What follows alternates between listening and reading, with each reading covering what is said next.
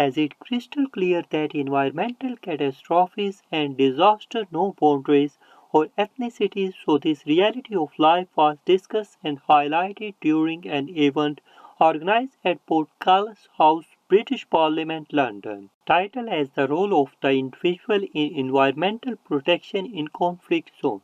The significance of protecting the environment was discussed in the form of an event hosted by Jack Brereton MP, the senior vice chairperson APPG on Kashmir in British Parliament, and organised by the European Caucasus House, a Brussels-based NGO, with the cooperation of the JKSDMI and Hopeman Consultant, United Kingdom. This conference was organized to raise awareness about the importance of protection of environment in conflict zones and to involve more individuals to raise their voice and highlight the environmental distractions in conflict zones, which distraction starts at the local level and goes through the regional and global.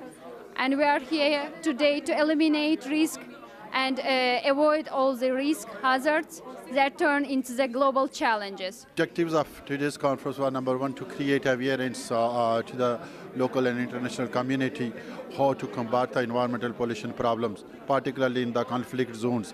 And also, it was a message to the developed countries and their government heads that they're supposed to find out the alternative source of energy.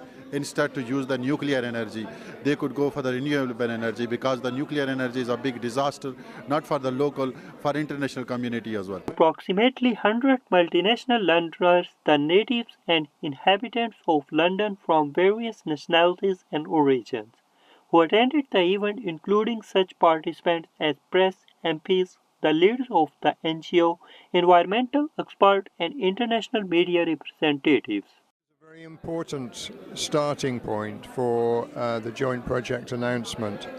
I'm very interested to see how it develops, and my particular interest is education, and I look forward to playing my part to involve human rights education, social education in the evolution of the project. This one will be to form a committee who will put together the framework action of the project.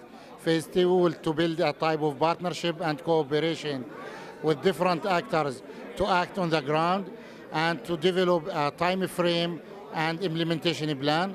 And in phase 3, it will be a combination of the different variables and to develop indicators for measuring globally, regional and local factors to arrive to the end, to the final phase. Moderated Leila Kasimova, Project Chairperson and International Liaison Officer, European Caucasus House, commented peace building and peace education not only concerns peaceful conflict resolution, but environmental protection and justice as well. It's been a very inspiring conference. I met some incredible people, and it's a fresh start to solve some of the world's biggest problems, which is to create harmony between nature and man with the use of energy. And I think this behind me is a very good indication of what we're striving for. Through more discourse, more discussions, I think we're on our way to a more harmonious relationship with Mother Earth. I think this will be a very good initiative to raise the voice of those people who are suffering not only on the human rights side but also for environmental side because of these atomic powers and those powerful countries who are creating problem for the small nations.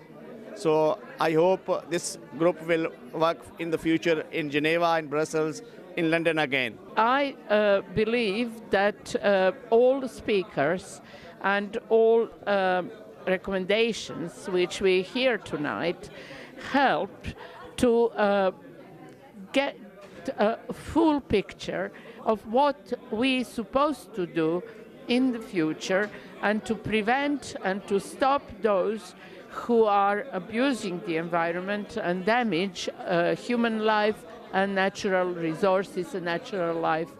First of all, I would like to thank the organizers for inviting me here and have a chance and opportunity to share my concerns and also my experience about the individuals and in the post-conflict societies in protection of the environment. I think that this is very important questions which needs to be raised on the high level. The keynote and important speakers who took part in addressing the audience included MP Faisal Rashid, MP Khalid Mahmood, MP Muhammad Yasin, Lord McNair Duncan, Senior Consultant, Hoffman Consultant UK and an advisor in the field of peace, education and human rights.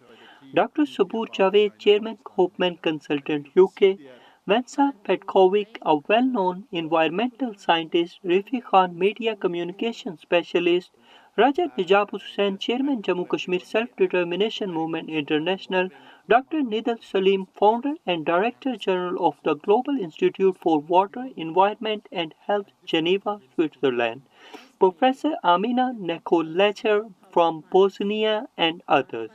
SM Irfan Tahir, World News, London.